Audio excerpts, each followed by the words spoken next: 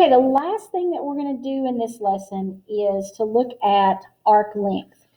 And we've talked about this a little bit already, but I want to give you the definition. So the arc length is the product of the ratio of arc measurement and the circumference of the circle. Now, that's a lot of words, so what I want to do is I want to put that into a thing for you to look at here, okay?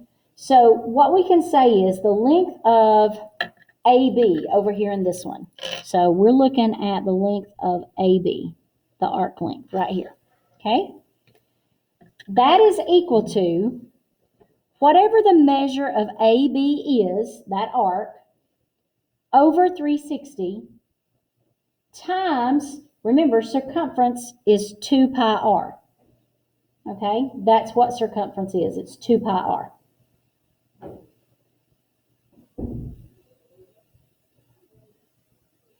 You could also say it's the same thing as the measure of arc AB divided by 360 times pi d, the diameter. Okay, because 2 times the radius is the same thing as the diameter. Okay, so either one of these that you want to do is fine. I normally use this one right here. This is the one I normally use, 2 pi r.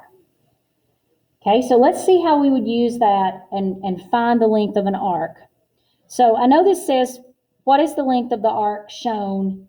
And I think that I may have changed this on your paper already to say XPY. What is the length of arc XPY? Okay. So we're looking at XPY. That means I'm looking at the length of this arc here, XPY. Now, let's write this down like we have up here. The length of arc XPY equals, okay, first it's the measure of XPY. Now we are given the measure, it is 240. 240 over, going back to our formula, 360 times 2 pi, and then my radius. Now, radius, remember, is from the center to any point on the circle. Well, they give you that information. They tell you that it's 15 centimeters. So this is going to be times 15. Okay, now I'm just going to simplify because it says to leave your answer in terms of pi. So I could take 10 out of both of these and make this 24 over 36. And then 2 times 15 is 30 pi, so I can do that.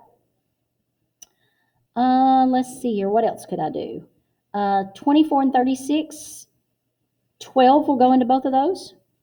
12 goes into 24 twice, and 12 goes into 36 3 times. So I can simplify that. And then 3 will go into 30. 3 goes into 3 once, and 3 goes into 30 10 times. So now what I'm left with is 2 times 10 pi. Well, 2 times 10 is 20. So my answer would be 20 pi. All right, guys, as always, if you have questions, let me know.